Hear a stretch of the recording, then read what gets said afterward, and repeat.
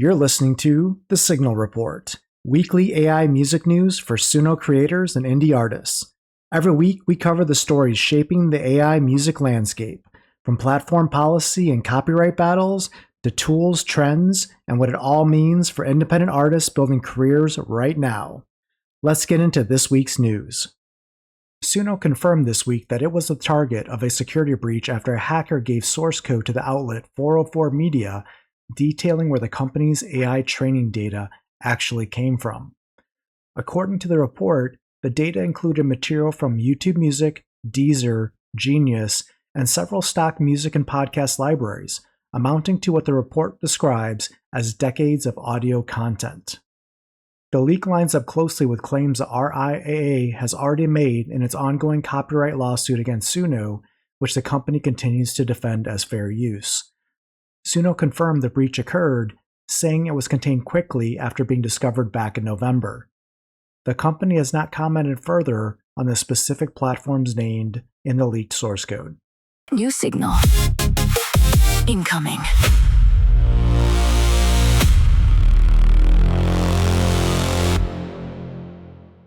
BandLab Technologies has acquired Aiode, an AI-powered music creation platform built on audio-to-audio models developed alongside professional session musicians.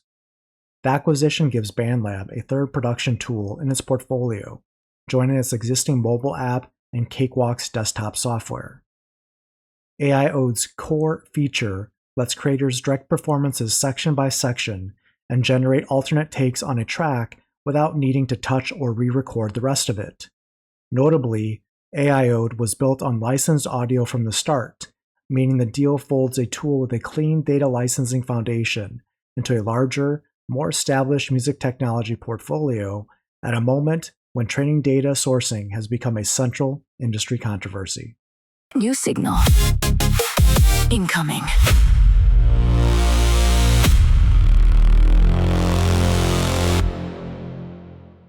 Suno added a new keyboard extension this week that lets iPhone users generate a song from a text or voice prompt directly inside an iMessage conversation. Recipients can play the song back and reply with songs of their own, creating a kind of musical back and forth within a normal text thread. The rollout landed the same week that the story about Suno's hacked training data broke publicly. Several outlets noted that the timing meant a product launch that would otherwise have been a fairly straightforward news item ended up getting significantly overshadowed by the security and training data story breaking simultaneously.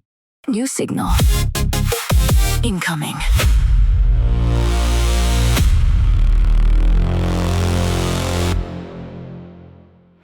Luminate released its 2026 mid-year report this week, and it offers one of the clearest data snapshots yet of where AI music actually stands in the broader industry.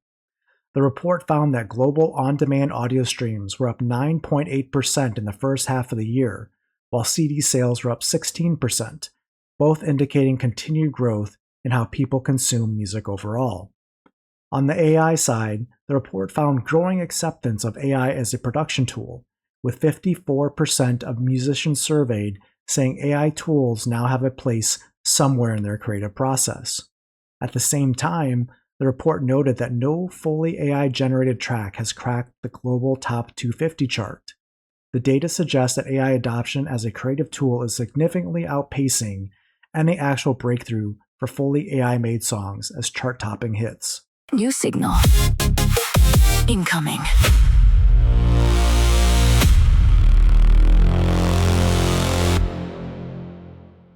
Just days after the RIAA and IFPI coalition unveiled their two-tier AI labeling plan, Suno issued a public statement responding to the proposal. The company said it backs the broader industry push for transparency and pointed to its own existing investment in watermarking and audio fingerprinting technology, tools designed to let artists disclose when and how AI was used in a given track. However, Suno stopped short of committing to adopt the specific two-tier badge system proposed by the RIAA and IFPI coalition. The response comes as Suno remains in active litigation with Universal Music Group and Sony over its training data practices. Warner Music remains the only major label Suno has reached a settlement with so far. New signal. Incoming.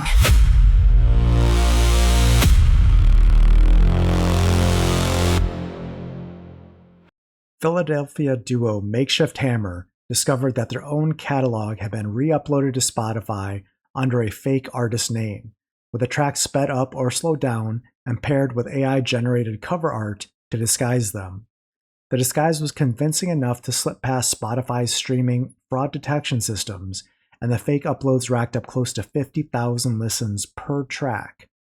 Because Spotify allocates royalty payments based on stream share rather than a fixed payout pool per song, the clone tracks diverted an estimated 94% of what the real original recordings had earned.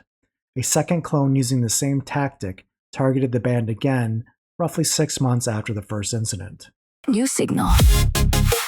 Incoming.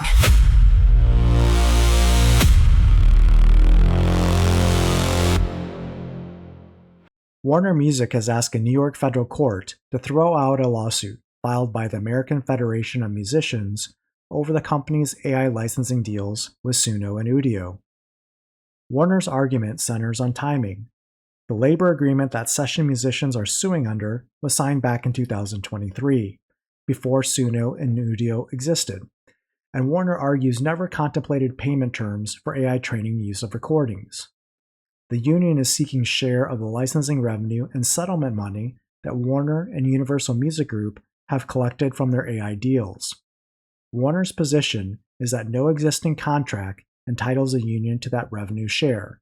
A ruling on Warner's motion to dismiss has not yet been issued. New signal. Incoming.